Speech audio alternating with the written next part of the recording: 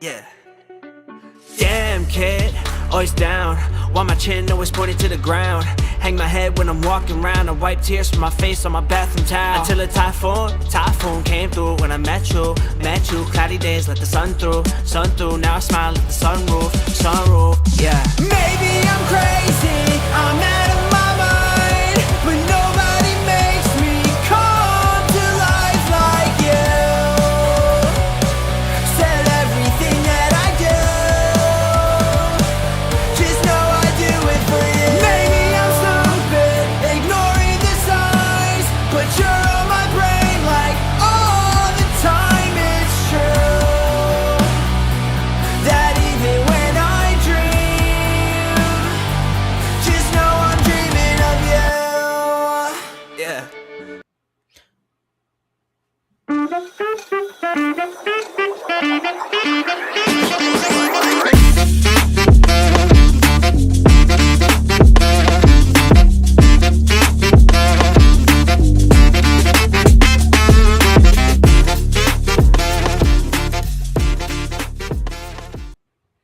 Howdy, howdy, howdy, howdy. Hello, everybody. How are we doing out there? Alex Cuesta Show, Hangout stream, February 3rd, 2026. David, you're here. I'm here. Listen, I'm here. How are Holy you? shit. It is I'm good doing to see pretty you. well. I'm Did you doing get a pretty haircut? Your hair looks nice. well. No, it's just doing whatever it wants to do. It's coiffed. That's kind of how it is. It looks coiffed. There's been a lot going on. Even right now at this moment, there is a lot going on. So yeah, no, I didn't pop in yesterday because obviously I had talking and ovals to do, talking some track and field. Sunday was gonna do something and then I just fell asleep. I'm sorry, guys, but that I just suck.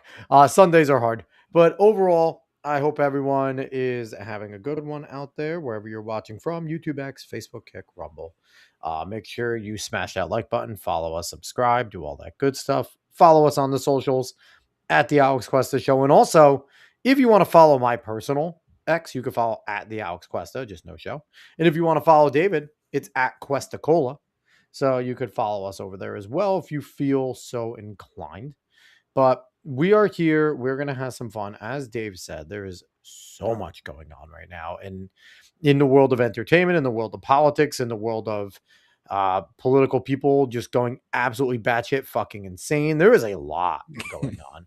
But I want to start off with a few things I want to raise awareness on. So, Dave, if you would like to bring up the first thing, No. do it, Dave. No. So I mentioned a little while ago that, friend of the show, Craig Lepper, his not-for-profit, you see Craig over there in the top right, it's looking like a stud. His not-for-profit Shadow Jumpers was doing the spin-a-thon. Their goal was 150,000. When we checked in, I think they were at like 75K or something. Dave, scroll down over there. They ended up reaching $202,000, $202,391 raised. Yep. That is fantastic. If anyone in our audience donated, we appreciate it. But it is going to help out kids that have EPP. And also, Dave, I don't know if you saw, People did a write-up about the Shadow Jumpers. People I did not see that. That's awesome. Yeah, Craig posted it, and People Magazine did a write-up about it. So they are moving and shaking. Craig's doing some really important things out there. And we just want to always give our friends a shout-out when they do cool stuff. But the work isn't done. If you didn't donate to the Spin-a-thon, you can always just go and donate in general to Shadow Jumpers. They have a donate. If you go on there, shadowjumpers.org, they have a donate slot, so you could do it there. Nate, how are you? It's good to see you. As always, David's here, so it's nice when he's hanging out. So then jumping away from Shadow Jumpers, I also want to give a shout out to a family member. Now, the connection is he is my wife's cousin's husband, so I guess that makes him my cousin. But he wrote a book, The Bear in the Broken Wall. He wrote it for his child. It just got out on paperback, $11.99. I'm waiting for my signed copy. It was funny. I was like, hey, I'll just hand you $12 so that Amazon doesn't get its cut because screw Amazon.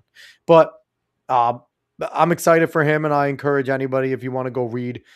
It's from Greg Kavazanjian, and Greg is a beast. He runs Ironmans. He's a psycho.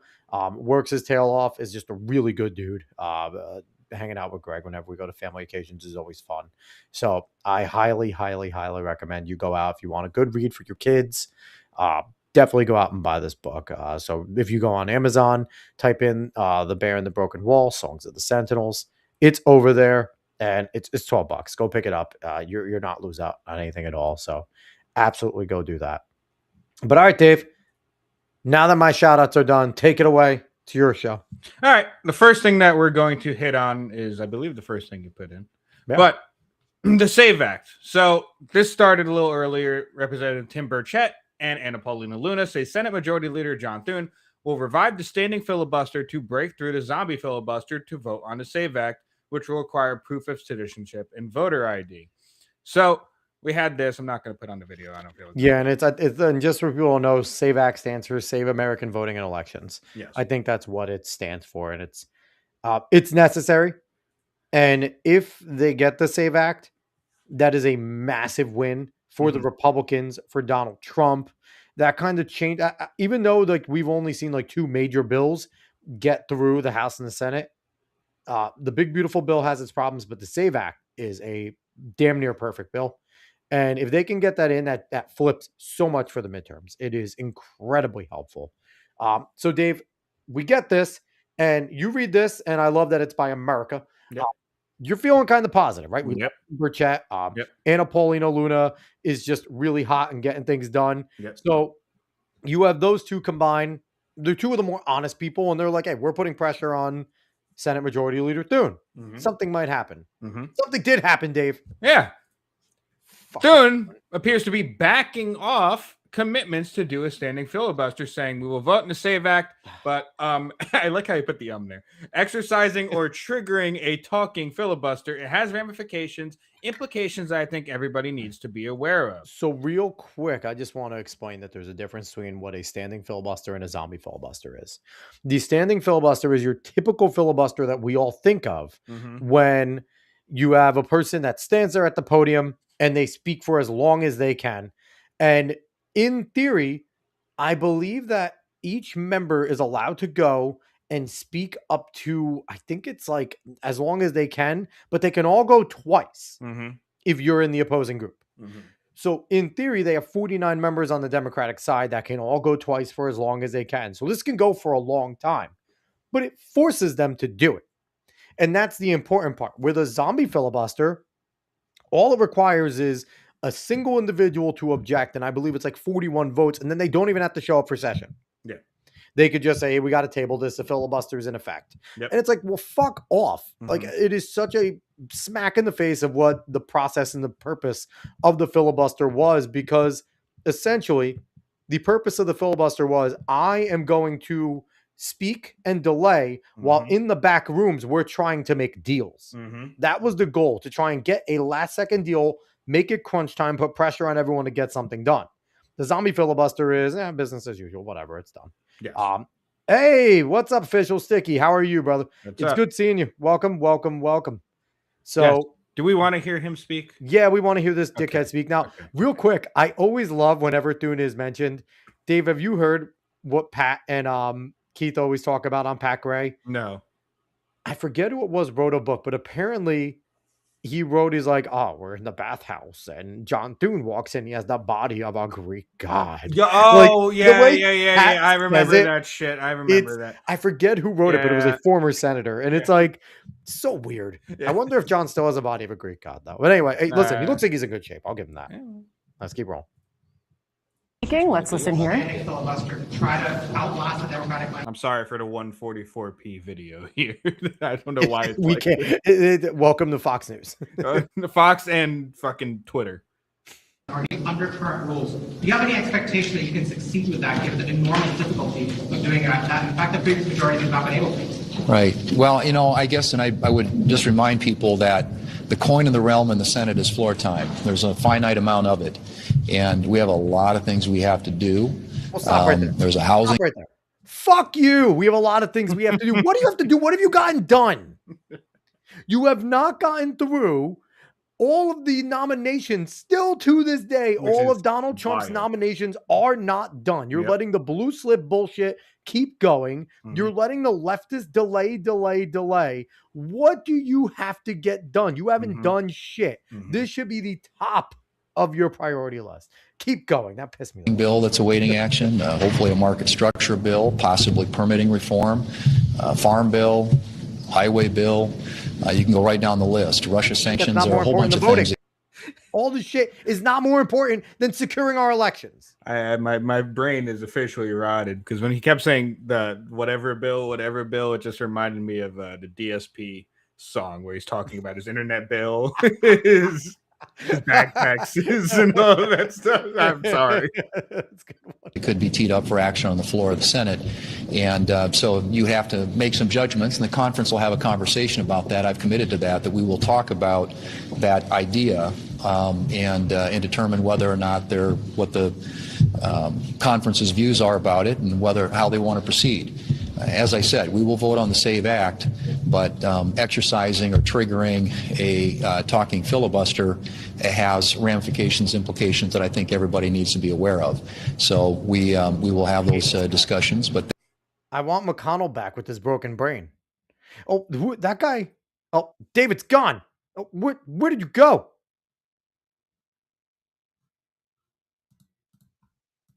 What is going on with Restream? Am I back? Yeah, what is going on with Restream? That It was kicked very me weird. out before, and now it That just was kicked very you out. weird. I'm sorry. We'll continue. But no, like that guy back there, isn't that the guy that's always on Red Eye? Is it? I don't know. He just looked weird. No, but Just didn't there's like a the way guy he that's on looked. Red Eye that's like a comedian. I wonder if he snuck in there to make fun of all this. I don't know. He has a very large nose. that's obviously ties the floor up for an indefinite amount of time with not only unlimited debate, but also unlimited amendments. All right, rather, we had the Senate Majority Leader and the Speaker of the House speaking at the Crazy, same like, we are going to force them to do their jobs. We may have to do ours, and we don't want to do that. That's quite literally what he just said. It is crazy. Official Sticky saying they just deleted Dave. Yeah, I needed It's to Dave's be deleted. AOL. Yeah. So that happened. That came out, and Trump had to do some signings and some things today, and he was speaking to the press. So while he was sitting there, this happened. One of the things that I think everybody wants to see, who would not want voter ID? Only somebody that wants to cheat. Think of it. We don't have voter ID. And the Democrats don't want it. And the reason they don't want it because they want to cheat. Because there's no reason in the world, and I love that debate, Lindsay. I love saying, well, why don't you want voter ID? And you watch them say, I don't know, I just Make them vote. No, it's a terrible thing. So anyway, we should. Oh, it's over. I love the way he puts Lindsay on the spot. Lindsay, I know. because I guarantee Lindsay's one of the one. Lindsay's been terrible on votes lately. Yeah. The Senate has been failing us left and right, and there's been polls that have been coming out on X left and right saying that it doesn't matter the demographic. This is at a minimum 60-40 and at most a 80-20 issue. Well, no, it's not even 60-40. It's at least 70-30. That's certain demographics are like closer, but no, the smallest demographic I saw was the black demographic. It was 76. which is in hey, no, listen, it's because they don't know what they're voting for. They can't get ID. Didn't you know that black people can't get ID? Dave? But the thing is, even if this was, to me, even if this was like, oh, more of a 50-50 issue, it's like, no, it's fucking voter ID, dude. Like, this is something that you just have to stomp your foot on and be like, no, this is happening. And not even voter ID. This is a direct counterbalance to the crazy shit Virginia's trying to do, because it does pressure on more hand balloting, and especially for counting. It does pressure on getting the votes in efficiently and limiting the number of days post-election. Like this is honestly, it is in the worst way possible because it is federalizing the vote, the election, and it's been forced upon the fact that so many states have decided to cheat. Like, as much as I don't want to federalize elections, if you want to have federal elections and the states are cheating, what the fuck are we going to do? Yeah. Like, we don't have a choice. You don't have any choice. You don't really have a choice there. You're at a point where you have to make a decision on some of these things. Yeah, it's unfortunate that places like where we are, well, I am, Jersey, Jersey, New York, and California, Oregon, Virginia can't get their shit together. Arizona, which is crazy. I think they're so bad, but yeah. It's crazy, but let's hope they get it done. Like I said, Dave, I really think that the way they should pass a SAVE Act is Paulina, Luna, Andy, whatever her name is. Anna Paulina Luna should wear that MAGA one piece in the Senate. And every guy except for Lindsey Graham will vote. Because Lindsey Graham would be like, oh, she's so sexy. Ew. It's not just Lindsey Graham. Have you seen whenever there's meetings going on, like late, the pizza places usually get a lot of orders, and all of a sudden all the gay bars and everything are there's a lot less people in them. Like that's because Lindsey Graham isn't bringing his posse. It's more like Godfather bringing the hoe train. Lindsey Graham brings all like the gay hoes with him. So apparently it came out in the Epstein files that Lindsey Graham has been getting gay hookers. I think that's one of the things in the Epstein files. Did that actually come out? I didn't see. I don't know if it was a meme, but I did see something on X. And here's the thing: might have been a meme. Whether it's a meme or not, it's true. So we know this. That might have been a bit. A lot of people have been doing things like that with the Epstein files, so you gotta be careful with all that came out. So that was a SAVE Act. Yeah, not too much going on there, other than that. Hopefully, it gets passed. Yes. So we're gonna move on to this. This is actually a pretty big win and a turning point, at least somewhat of a turning point in this conversation about transing to kids. Really. The Washington Post tweets out, the American Society of Plastic Surgeons has recommended against gender transition surgeries for use, becoming the first major medical association in the U.S. to narrow its guidance on pediatric gender care. Well, number one, WAPO's an asshole. Yeah, other than this insanity. Yeah. This is pretty fucking big because the fact that an actual big organization came out against this means a lot to where the wave is heading, because it used to be something that this is just something you just don't talk about. Yep. One, because you would just get lambasted, and two, you're losing money. Really, like this is if you're due any kind of gender care on kids, you kind of have a client for life. So these people are losing money when they do this. And on top of that, this is big because the plastic surgeons are the ones that are doing the like top surgeries and the bottom surgeries and things like that. And, so it's big if they are now not recommending. And again, but like recommending against is not the same as like, don't do it, but it's a strong switch up from what we've seen where they're like, and it's funny that they even have to come out and say it, right? Because like, every single doctor that has done this should lose their license because there's do no harm. Like that is your first. At a minimum, they should lose their license. At a minimum, the do no harm clause should be triggered in, and they should have their license lost. At a maximum, they should wood chipper because they're awful people. That's it. And this is also coming alongside. I don't have it pulled up, and I don't remember everything about it. But in England, a detransitioner won a court case. $1 million. Yes. Yeah, so there's a lot going on this field of the culture war. It seems like the tide might be turning in some manner, but it's never entirely certain. But there is some movement going on, so it is good to see. And on top of that, it's like you always look at the leftists, they have their new incentive. They have their new thing to focus on now, right? So while the trans issue is being left a little bit to the side, they can come back to it.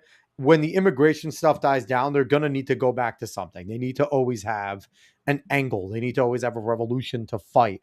So, right now too, it's like we're not hearing much about Minnesota, but that doesn't mean nothing's going on there. We're hearing about other places that ICE is going into. And it's, I don't know. We'll see how it goes. But this is a good thing. This is a good thing that the United States especially is jumping on it. Yes, it's a very good thing. So we're going to move on to this.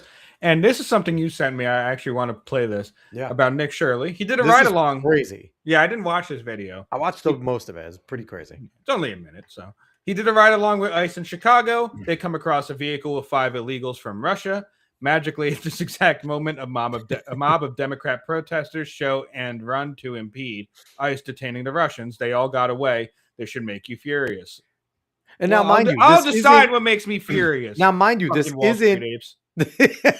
isn't ICE going after a bunch of illegal Mexicans. This is ICE going after some Ruskies, and these crazy leftists are still like Save the Ruskies. Like, Yeah. what the fuck? Let's keep going. What is Right here, they have a Russian man that they found this morning as they're going out. I would not think the first people we were going to find today was going to be a Russian. You know what? They come in all colors. Let's go. More. Oh, I forgot to bring up. I need to bring up the. I don't know if you saw the video of the black ice guy. Oh my god! When he asked a woman if he's a man, and they start calling him a house N-word. Yes, It's hilarious. It's just a guy. He's like, "What's wrong with you people?" Like, but dude, just the fact that like these ice dudes are for just like the verbal stuff, they're just like taking it. Like it is what it is. They know they're fucking with people. But Well, it's funny because like the meme is very much transcending into new fronts of, oh look, it's the racist far right, and it's just every race together being like the whole bunch of Mexicans, black people, white people. The two dudes that shot Freddy were fucking Spanish. Yes. But so my question to you is, who has more air mileage right now, Nick Shirley or fucking Ryan Seacrest? Because they are both like traveling 24/7. Well, I mean, look, Shirley's he's making a career out of this, and why not, right? If you pop off like that, you kind of have to. And I do like that dudes like Nick Shirley, Kevin Poso, Cam Higbee, Sorter, and all them.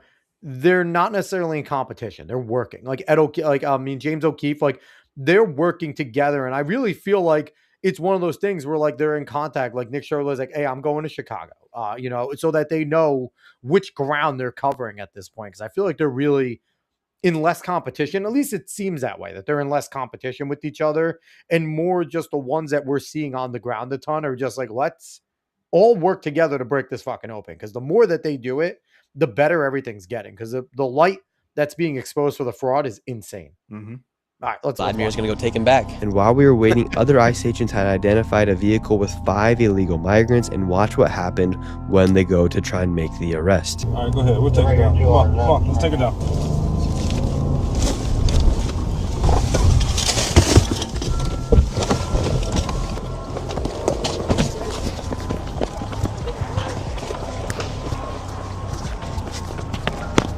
Decent form there. Decent form. Look, all the protesters showed up. Karen, look at her go. Look at that Karen go. Like she is like. Why? So here's the Mexican flag, but again, they are provided this by Mexico. Yes, like we found out. I was listening to Glenn's show. We talked about this. Peter Schweitzer has a new book out, and I gotta remember the freaking book so we can talk about it. But I'm a dumbass. And he talks about he went and did a bunch of research. It's Mexico that is supplying these flags. Mexico is teaching the Mexican people over here in this country basically a fight song about how they're going to take their land back. They're basically infiltrating, and they're being sent here to infiltrate, not to Americanize, to keep their Mexican culture, because eventually they're just going to take the South back. Like, that's fucking wild. They didn't forget the Alamo either. No. Go, Karen! Whoa. Jeez. All the people jumped out of the car. They all started running. 5 different people, 5 different ways. They didn't catch any of them, and they're running right now. We didn't get the guys, but we did get their car keys. Yes, sir. And how often does that happen when you guys hop out on somebody that they all get loose? If we don't catch up to them, we'll normally try to go back to see if there's any type of identification that fell out of them. And click right here for the rest of the video. Yes, sir. Like, we got the keys. Yes, sir. Yes, sir. That's... honestly, this is going to sound maybe fucked up to some people, but some of those ICE guys are living the dream. Like, how fun is that? That's just an adrenaline rush of get out, let's go. Yeah. That's kind of like some dudes join the police force just to fucking get in a foot chase. Like, that is Will Smith and Men in Black level foot chase. Like, that's awesome. Yeah, that actually is. It is. So, that's what he does in the beginning. We had that happen. Now we also have some more ICE hijinks going on here. Ugh. Nick Sorter tweeted this out.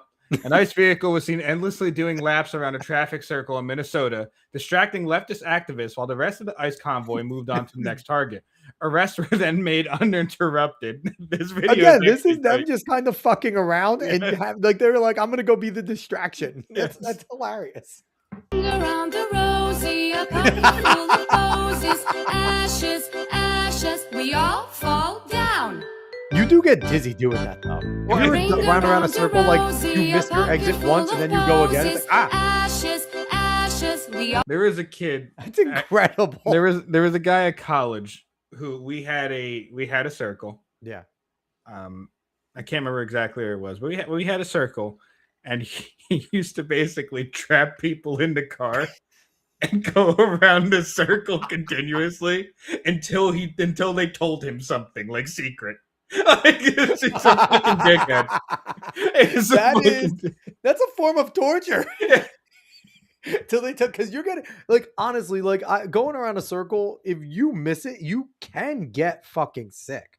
Oh hey, I just saw thanks to Melee Games Discord over here, Joe Hendry's the new NXT champion. Holy shit. I believe in Joe Hendry. That's pretty great. That's pretty good for him. Rising up the ladder. I like Joe Hendry, he's awesome. Let me try to pull up some other things real quick that I want to hit. Several people became sick from an illegal biolab running out of a Las Vegas home that also served as an Airbnb, according to documents that 8 News Now investigators obtained. And apparently it's from China too, I saw. Like it is actually linked. They've linked it to China. Yes, I thought I pulled it up. Give me 1 second. Like what the fuck? Give me 1 hot second, because I have it in my bookmarks, all the... And this comes on the back of Trump saying we're going to take another like 300,000 Chinese students. Yeah, he's being a fuck. 600,000, something like that. Like, I'm sorry. Anyone that's fucking Chinese found doing this should be deported into the fucking sun. Well, like, fuck you. Not even back to China. Just like hurl them into the sun. The issue is he plays into the trap of, because the birth rates are low and we don't exactly have... We are bringing that up in a yes. Actually, I'll bring that up. We will bring that up. I'm going to bring that up next. Actually, awesome. but because the birth rates are low and we don't really have enough people for some things, he's falling into the trap of bringing other people from other countries in. But all that does is completely destroy the pool and the culture, and especially Chinese migrants. I don't know why the fuck you would ever do that right now with our adversary like that. I truly do like the idea of a temporary incentive, maybe a 10-year sunset, which is never 10 years. It'll go on forever. But it's telling people if you have 3 kids, you don't have to pay taxes. You have a sunset on taxes. Like 3+ kids, you don't have to pay taxes. Yeah. I think now, because then how many people would sit there and have at least 3 kids, and you're now solving your birth replacement rate issue? Yeah. Like I'd be like, yo, honey, let's fucking go. I don't care if you're 50. Let's fucking go. I don't care if you're 73. We're figuring it out. This is also the Las Vegas lab owned by Chinese nationals. CDC identified at least 20 potentially infectious agents, including HIV, tuberculosis, and the deadliest form of malaria. A refrigerator labeled Ebola was later discovered. I want to say, if it wasn't the picture of Ebola from fucking Osmosis Jones, then they should all be castrated in that fucking lab. You think he knows about Osmosis Jones? What's up? You think he knows about Osmosis Jones? No, I mean, maybe. Listen, Osmosis Jones, that's one of the most underratedly awesome movies ever. No, I love the movie, but some Chinese national doesn't fucking know about Osmosis Jones. Listen, they might have a hip son, okay, that understands. I highly doubt it. That man would beat his son for watching. So here's the thing, though. I don't see exactly like the result. Like, are these people all in custody and fucking being deported as we speak? This happened this morning, so I'm not entirely certain. Do you want to watch all Chinese nationals? I thought maybe she'd have something more, but no, that's it. It's no, Brianna and that's yes. Yeah. I met some friendly Chinese people. Okay. No, I'm not saying. Look, not all of them. But do you want to watch the video and see what it says? I don't even know. Yeah, we can watch the video. 2 minutes. We'll see if we get through it all. Yeah, we'll see. There's volume. There is no volume on this? Okay, hold up. Sorry. It's just showing. Yeah, this is them, I guess, pulling out. Now, the thing What's crazy? Hold on. Go back real quick. Dave, you work in a high content. That Tyvek suit is fucked. That tape is not doing much. I know.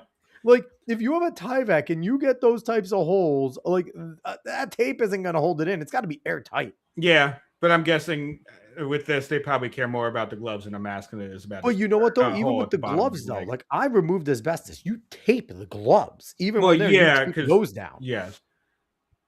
Like holy shit. But when it comes to, yeah, they have it. They have the gloves taped. Yeah, there you go. Okay. Yeah, yeah. Right. So I'm assuming this is from the home. This could be video from something Heavy else. duty. Hopefully They it's are not. dealing with some shit. Yeah.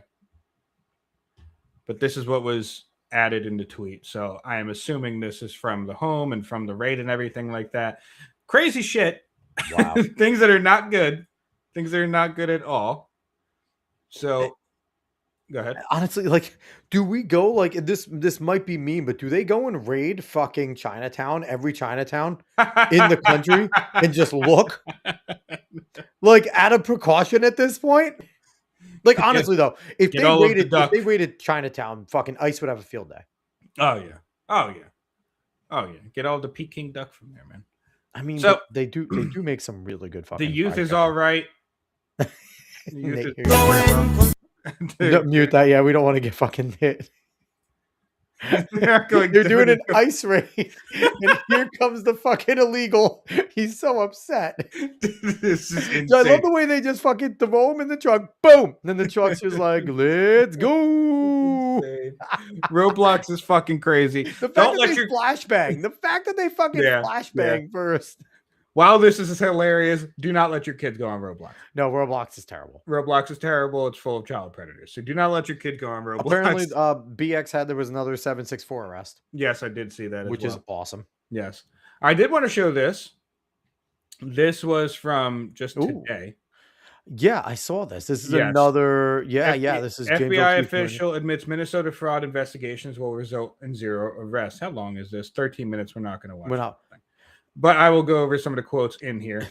I don't think anybody, daycare fraud criminals, would ever go to prison. We're just going to point somebody. By the time that case is done, even being looked at and ready to go to court, Trump won't even be in office anymore. This guy says Patel's not good at his job. He just wasn't ready. And things like this. Wow. Sorry. But this is a pretty huge thing from James O'Keefe here. I can't wait to see that it's James O'Keefe just with the mustache all these times. No, he's probably in a dress. He's probably in a dress to make sure he gets him off guard. Could you imagine, like, honestly, like this gotta be like if you're just like a chick that likes like you're an adrenaline junkie too, and you're good looking, go work for James O'Keefe. Like you're gonna have like the greatest time. Like you're just like your job is to be hot, be interesting. That's it. And then you just go get this information out because James O'Keefe is proof that being good looking is the only thing you need in life. Well, no, but like you don't even have to like be interesting. You can ask just the most direct questions ever as long as you look good. These guys are a bunch of fucking nerds. They don't get any play anywhere. So like wildly enough, they don't factor this in as a possible operation. They're just like, oh my god. It's funny because like I can understand a little bit how the leftist media, the drive-by media at first was like, this is all staged. Because when James O'Keefe first started coming out with stuff from Project Veritas, it really did look staged because the people would quite literally just be like, oh, you work for the DOJ? Yeah. Do you catch dangerous criminals there? And then it's like blah, blah, blah, blah. And they're like, it just seems staged. But then after all of these videos, and even though like Project Veritas is still going, right? Like they're still putting out some stuff too. Between what OMG and Veritas are doing together, it's not staged. Like these are now well over 100 videos of this exact type of stuff. Like, and I love it. Like it's selectively edited. Who gives a shit? The information you're getting is all you need to hear. There's no other context you need to hear at times. So this is wild to be quite I did honest. also want to bring this up because it's another thing that I bookmarked and found. ICE confirms to Fox News that they've arrested a New Orleans Police Department recruit who they say is an illegal alien from Cameroon with an active deportation order and no work authorization. And they say he was illegally given a gun by New Orleans PD. ISIS 46-year-old Larry Tema was 1 week away from how this trope never goes away. 1 week away from graduating the New Orleans PD Academy when they arrested quickly, him. I think it's a meme at this point. I think at this point they are like, let's wait for the week status. Yeah, like everyone's 1 week away. Whether it's in some kind of fucking horror thing where the guy was 1 week away from retiring, all of a sudden killed. Like shit Not a always day. happens. It's a week. Yeah, Always, it's a always week. a week. Always a week. They say Tema first entered the U.S. legally in 2015 on a visitor's visa and was granted conditional residency after marrying a U.S. citizen in 2016. However, in 2022, his application for permanent residency was denied due to fraud. And this is what's crazy to me, right? It was denied due to fraud. And then you'll read here that he was kind of ordered to show up for deportation. Yep. At that point, things have to change. Once you are denied due to fraud, it shouldn't be go to a judge anymore. It should be police show up, handcuff you, hand you over to Border Patrol, and they kick you the fuck out. Because there's no reason why you have to go through a court system if you're not a legal citizen anymore. That shouldn't be a thing. ISIS Tema was ordered to appear in immigration court 3 times, but never did, disregarding U.S. laws, which resulted in an immigration judge ordering him deported in absentia, resulting in his active deportation order. This statement's good. I'll read the statement because I like it. DHS statement to Fox. This illegal alien from Cameroon, Larry Tema, is not only breaking the law with every step he takes in the country illegally, correct, but the New Orleans Police Department hired him and issued him a firearm. What kind of law enforcement department gives criminal illegal aliens guns and badges? It is a felony for illegal aliens to even possess a firearm. And honestly, at this point, the Fed, all of our federal government, should shut the New Orleans Police Department down and investigate it fully. And they should say, honestly, I would be okay with Trump saying we are temporarily going to police New Orleans as the federal government because you can't trust the NOPD. Because what the fuck? But anyway, sanctuary cities like New Orleans ignore ICE detainers and are protecting illegal aliens at the expense of American citizens. And that's a major city in this country. Yes. They have hundreds of thousands of visitors at all times going through fucking Bourbon Street and stuff like that. They are bumping everywhere. And again, if I'm President Trump, I'm saying I'm taking over the guard. We are putting the guard temporarily in NOLA. They will serve as the police force until we can figure out if we need to just fire everyone and hold everyone accountable there. Because they had to know he was illegal. They had to know he needed to be deported. There's no way that the police didn't know this. They run background checks, and that is just willful ignorance. Yep. Well, they might not run background checks, but America First Insight actually replied to this with something I thought was interesting. It should be noted that this case might be the perfect example of why E-Verify needs to be upgraded and preferably soon.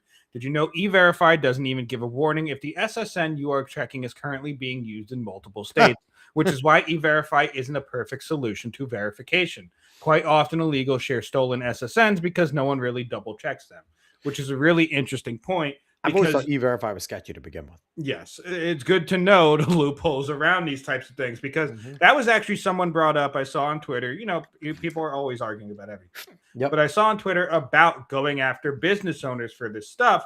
But someone brought up a good point that if they are using E-Verify and they think E-Verify is actually good and they are the ones actually getting tricked by illegals to go and work for that, like they don't know because they trusted E-Verify.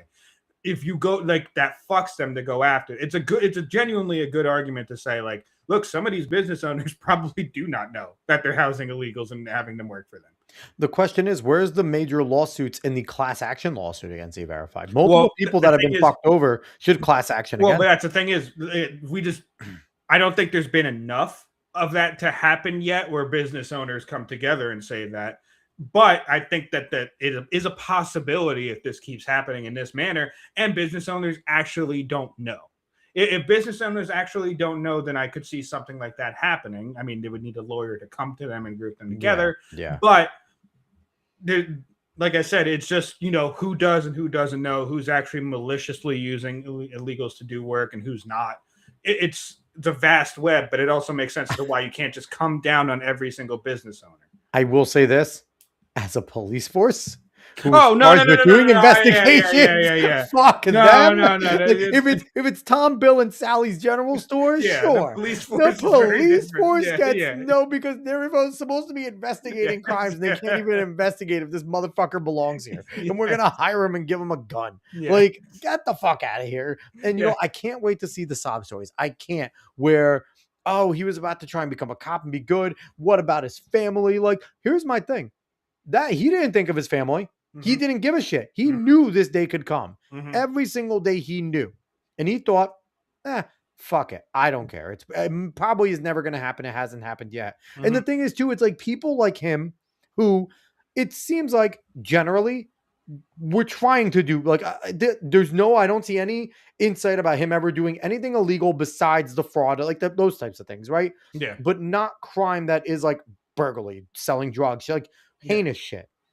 He's the type of person where he should have absolutely taken them up on the, hey, okay, I'm going to self-deport and I'm going to make my way back. My wife, and thing is too, you do that, you tell this government, hey, I have a wife and kid there. I'm self-deporting and I want to immediately refile to get back to my family. And I feel like that's the type of people where our government might look at it and go, okay, he has zero criminal record.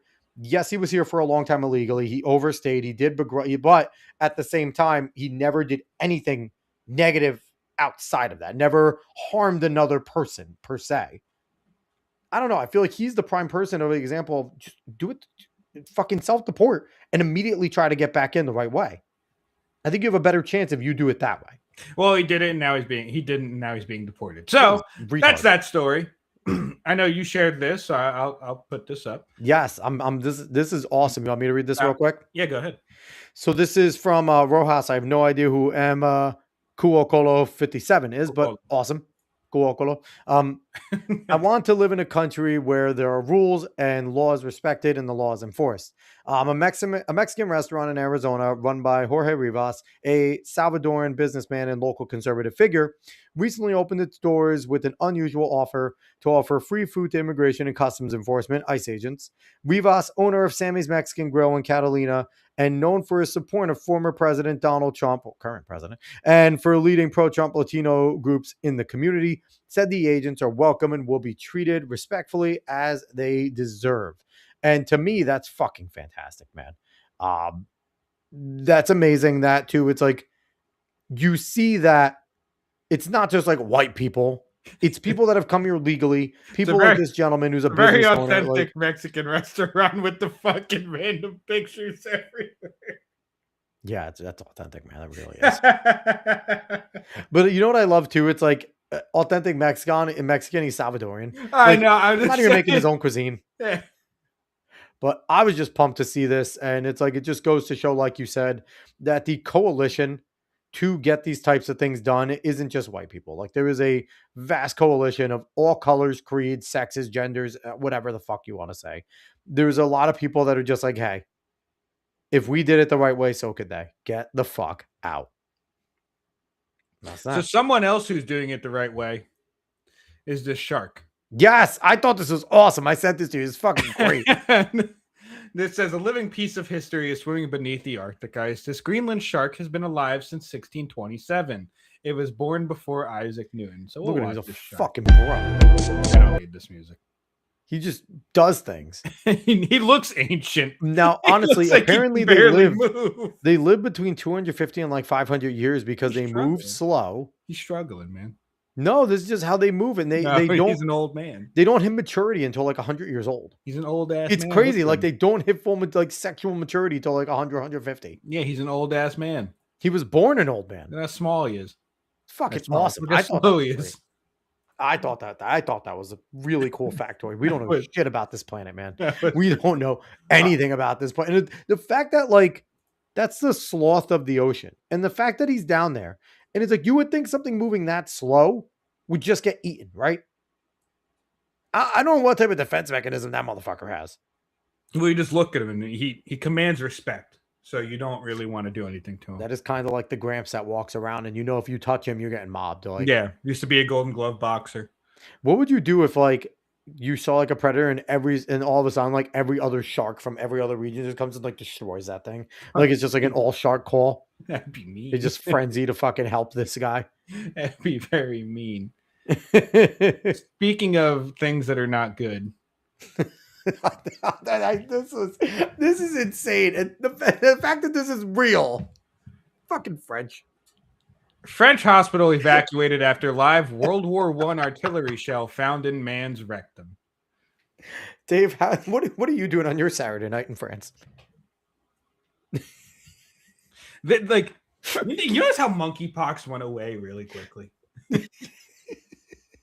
When people noticed who the only people were that was getting monkeypox. Well, no, it still exists. No one cares anymore. I'm pretty sure it's still getting passed around. It's just like, oh, we don't have to be scared of this. No, it's not even There's that. only a small population that has to give a shit. Exactly, that's what I'm saying. You notice how people stopped caring because there's only certain people that were getting monkeypox. Only Lindsey Graham's people. Yeah, it's this very similar thing that's happening here. There's only certain people that are going to be found with a World War I artillery shell found in their rectum. Now, here's the question. Was the shell that color before it went in? I don't even know if that's a shell. Because I saw another article with a different colored shell. Well, that's massive. That's not, apparently it's 8 inches long, which is still huge for an, a shell, but apparently it's 8 inches long. But it's like, we've heard about things like getting like stuck in assholes before. Have you ever what seen is the need to push it all the way in? Like, wouldn't you be scared and just like want to leave enough to pull out? Have you ever seen one guy, I think it's one guy, one bottle? Oh, is that true? Nate, did you read into this? No, Nate said he fell on it. Did you read into this, Nate? No, I think Nate's making fun of I did not put luck past just like. But have you? I think it was called One Guy, One Bottle. I think so. I think I remember what you're talking about. Where a guy is squatting and there is a glass bottle. Yeah. And then the bottle breaks. See, when people have these ideas in their head, they're not scared. I don't think there's a part of them that's scared. Well, yeah, Mr. Hands proved that the dude wasn't scared and he paid the ultimate price. Well, yeah. One guy, one jar. Thank you, Nate. Thank you. That was the name. One guy. Nate, we appreciate you because you are the level of degenerate that we are as well. Thank you for existing, Nate. I know he'll fill in where I can't remember things. we have the best small little community. You guys fill in all of our gaps. That's the weirdest thing to say. All right, we're gonna continue on. We're moving on there. Sorry, Nate, you fill in nothing. Josh Tomorrow is named next Disney CEO Dana Walden to become Chief Creative Officer. So now, I'm not going to fuck either of these people. Yeah, I'm not going to lie. I didn't look at any of this, but Disney has a new CEO. Zoom in, Dave. Give us a zoom here. Oh, might be. Can't see Twitter was being very nice, so that's why I didn't think about it. That better? Yeah, it's better. Okay. The Walt Disney Company has officially confirmed its long-anticipated leadership transition, announcing that Josh Tomorrow will be real quick, Nate. One of my best friend's brothers an ER surgeon. I fell on it as the number one excuse. Okay, go ahead, Dave. Sorry. Josh Tomorrow will become the next Disney CEO effective next month. The move confirms behind-the-scenes reporting suggesting Bob Iger would step aside earlier than publicly implied, formally ending his return tenure at the company's upcoming annual meeting on March 18th, 2026. So, real question before we go on. Does this fucking matter in the long? Like, I don't know anything about Josh Tomorrow, but can Disney truly be saved? Well, that's a big question. I don't really need to go over all of this. What this means for Disney moving forward, we'll let them tell us about this. With Josh Tomorrow stepping in as Disney CEO next month and Dana Walden assuming centralized creative authority, Disney's leadership transition is no longer theoretical. It's imminent. The company is now placing its future in the hands of executives shaped by the parks, experiences, and content ecosystems that increasingly drive Disney's revenue. Whether this marks a true turning point for the company or simply the next chapter of the same strategy will become clear soon enough. But one thing is no longer in doubt: the Disney CEO transition is happening now. Thanks, Mark. Now, on top of that, I also saw something that Disney is getting like the 5 leading marketing and like PR people in all of like entertainment are joining them. So I will give Disney this. That board is looking at it going, we are hemorrhaging. Yeah. We need to fix something. And they are trying. Now, are they going to hire the right people? Like, I don't know shit about Josh tomorrow. I don't know shit about Dana Walden. Like, but I have no faith. I have zero faith in what they did. Yeah. And who knows? We're going to see Bob Iger come back in like 6 months if everything goes wrong. Like, they'll bring him back one more time. Bobager, man. So, yeah, no, I don't know. I think the news is we're going to get a new direction. No more Bob Iger lying to us. We're going to have 2 other people lying to us. Yeah, pretty much. So after that, we'll do a little bit more of movie stuff. Melania documentary. Yes. Critic admits he never watched it, but still reviewed on Rotten Tomatoes. Now, mind you, Rotten Tomatoes has like a 98% audience score for this and like a 6% critic score. Yeah, I don't know why. It's so fucking radically different. And I don't think either of them are real. Like, that's the thing. Like a 70. Like, if I'm being really nice, it's probably a 70. I haven't watched it, but I'm guessing it's somewhere in between 60 to 70 range. But it also has like the biggest opening for a documentary in like the last 10 years. And mind you, that is competing with What is a Woman and Am I Racist, which were massive for documentaries. So it's like, it's no small feat that Melania has had this massive opening because I think What is a Woman was huge. Like, I think it was the highest grossing documentary in the last like 10 years before Melania. So that's a pretty big deal. I'll give him that. But there's also some issues here where the director is like written in the Epstein files. Yes. That is a very interesting thing. I was going to bring that up. And the fact that there's like, and there is that big mention, which it kind of confirms the rumors that Epstein may have introduced him and Melania and Donald together. Like, there's some connection there. It's bizarre. Yeah. So I want to read this. So the review in question was written by Keith Ulrich and was published on his Substack, all parentheses. He doesn't bury the lead either. The first sentence in Ulrich's first paragraph declares that he will never watch Melania. He then goes into a tirade against director Brett Ratner, who previously helmed the Rush Hour films, and possibly a 4th one soon at the behest of the president, Red Dragon and X-Men The Last Stand. He then pats himself on the back for trying to see the humanity in people he hates, like Melania Trump, one assumes. Now, the thing is, automatically, you should lose all of your relevance. You should lose all of your credence, and you should not be counted in any more critic scores ever again. If you admit to this, like, at least lie to me. So the review of Melania isn't a review so much as a pledge to not review the documentary. The actual title of review is Melania Send Help, with the rest of the piece being a more traditional review, as in an actual review of the Sam Raimi horror film, also released this weekend. There are no number of letter scores, nothing to indicate that Ulrich is trying to pass off his remarks about Melania as an actual review of the film. And again, this is a Substack, not an established media outlet. So at least, here's the thing. This is what I like about G&G and what their writers do. Yes, you get the lead, but as you read, it takes 3 paragraphs down to get that, you know, they're being honest with the fact that this isn't a real media person. There's a Substack and that this person's honest. So I'm going to read your highlighted here. What makes this noteworthy is that Ulrich's piece was included on Rotten Tomatoes as a negative review of Melania, which is a problem, which counted against it on the tomato meter and lowered the score. It has since been removed either by Ulrich or Rotten Tomatoes, but Christian Toto has a screenshot of the review posted on Rotten Tomatoes in his article about the incident on his website. Thank you, Christian. Thank you. Shout out Christian Toto. Shout out to Christian Toto, former guest, Hollywood and Toto.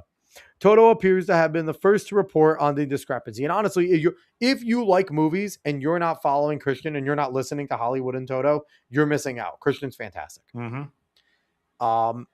So as for who is at fault, Christian Toto says that Ulrich submitted his piece as a review. And if that is the case, it is a very underhanded move that calls his ethics into question. And I will say, typically, if you're an individual like Ulrich, who I assume often sends reviews, and you've been a critic before, if you're working at Rotten Tomatoes, you probably rubber stamp it. Like, I would say, it's Ulrich, I'm just going to include this one. You probably don't even read it because they're a person that more than likely has sent reviews before. So yeah. And like, I mean, that's pretty much all we're going to get from this situation. We all know how bad Rotten Tomatoes is. We all knew. Which is why you should go to Criticlist instead. Thank you. So, yes, use Criticlist instead so you can just get reviews from normal people. Can you do me a solid, Dave? Can you go on Criticlist and see if Melania has any ratings yet over there? If any of the Criticlist crowd has watched it? Guarantee it would. Why am I not signed in already? Give me a second. Why in the hell was your ass so dirty? Don't you wipe? One of the best, honestly, one of the most underrated movies of all time is Harold and Kumar go to Guantanamo Bay. It had. Oh, let me share. So far, it only has 6 voters. And right now, you go down 86%, 100%, 90%, 88%, 50%, 75%. This is why I like Criticless, though, because you get a mix, right? Some people really love it, and you're going to have people that truly enjoy it at homers. But even like when you scroll down, like, sure, you have people who they're giving it honest reviews and decent, rad. And I really feel like if you're really being honest, it probably falls into those two. Yeah, it probably falls in between those two. You might have some people that genuinely enjoy it and get into the 90s. You're going to have those because they might just be big fans of Melania Trump. And you got to remember, Melania does have her fan base. She was a supermodel. So she has a fan base of people that truly enjoy her. I eventually do want to watch Melania because that type of stuff, like 20 days before the inauguration, they're coming home. Like, that's kind of cool to me to get like the back curtain pulled in on some of the stuff going on with, Trump and people that I support. Yeah, it could That's be. an It could be interesting cool. view. I have other movies I want to see first. So.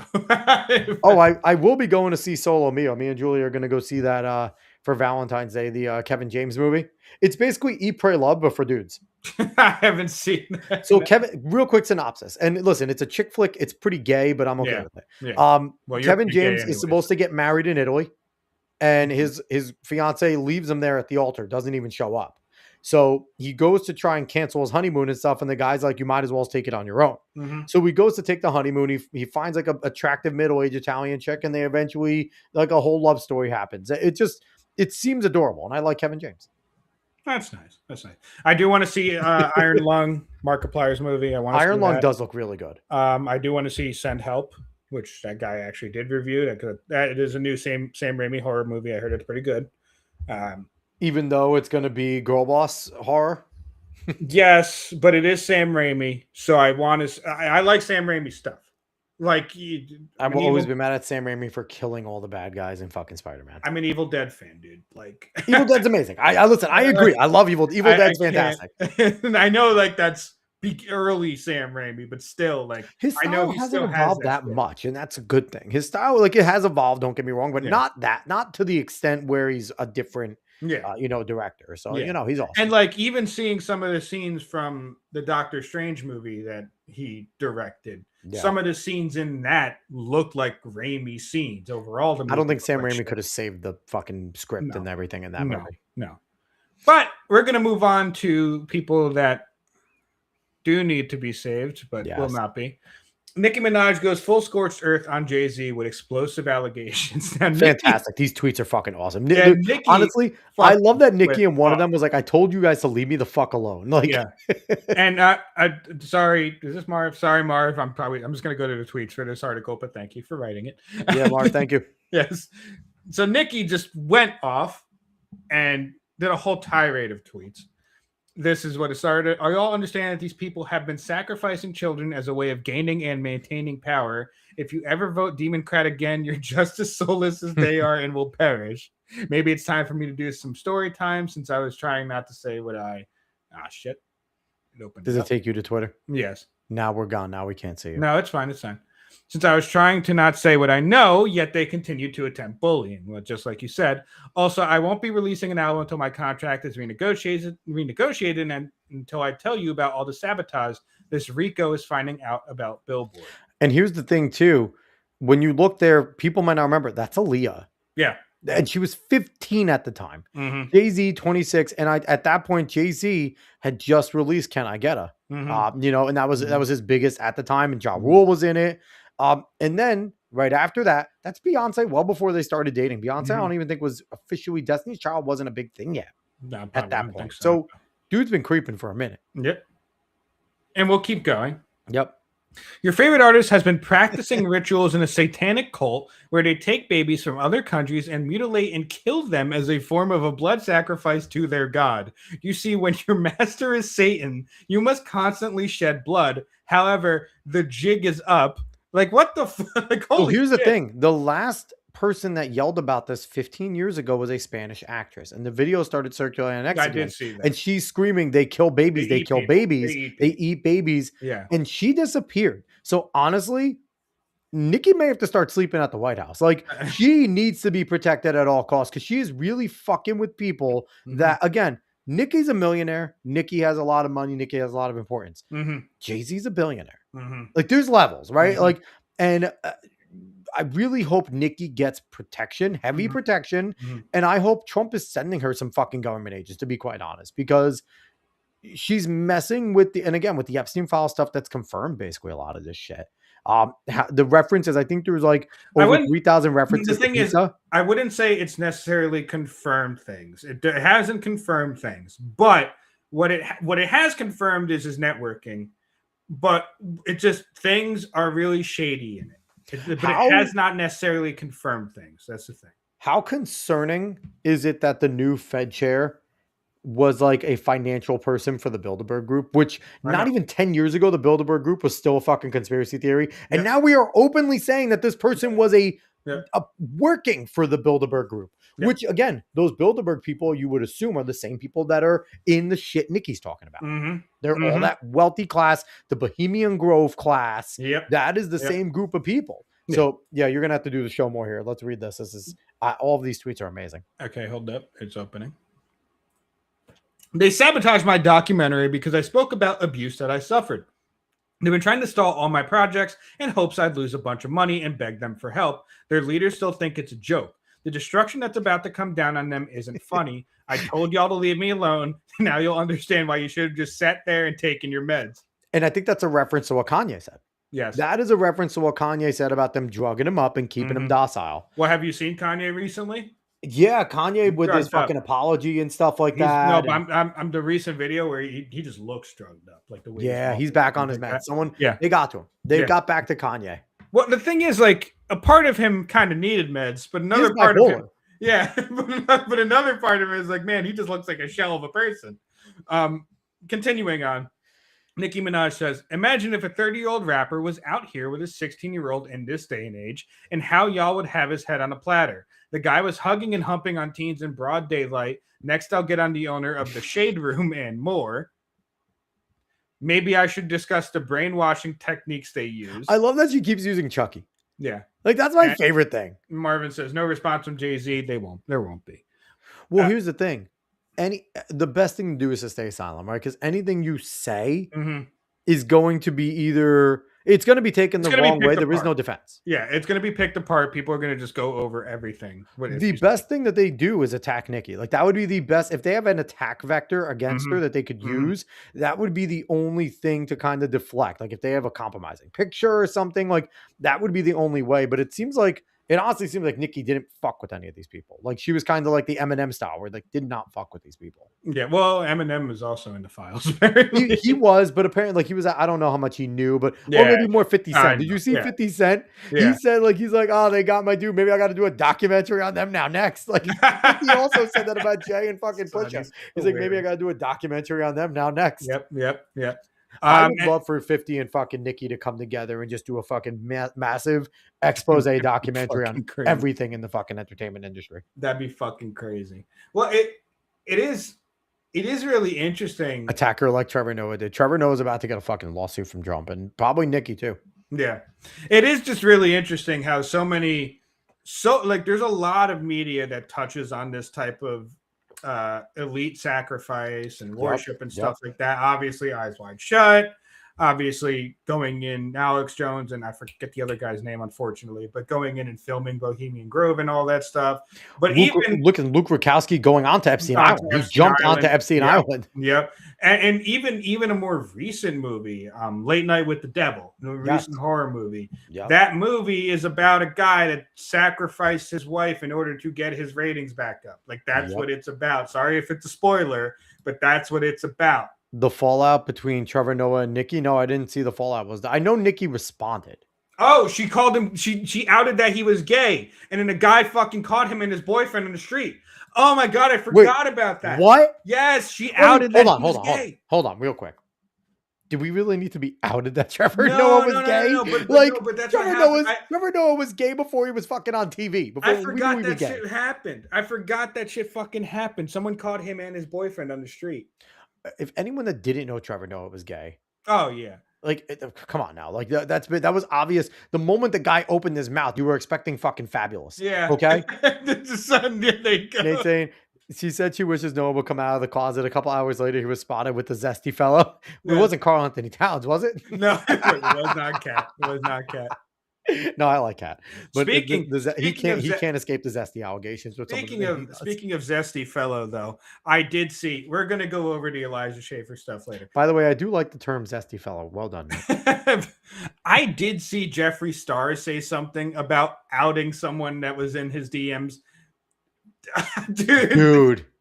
Jeffree Star is another one. Jeffree Star has so much shit on so many people. Oh my god, because it's just so many athletes want to fuck Jeffree Star for some goddamn Honestly, reason. we need to have seriously, Milo, Jeffree Star, Nikki, 50 just need to sit down and do like a 6-hour podcast and just fucking blow the lid off of everything.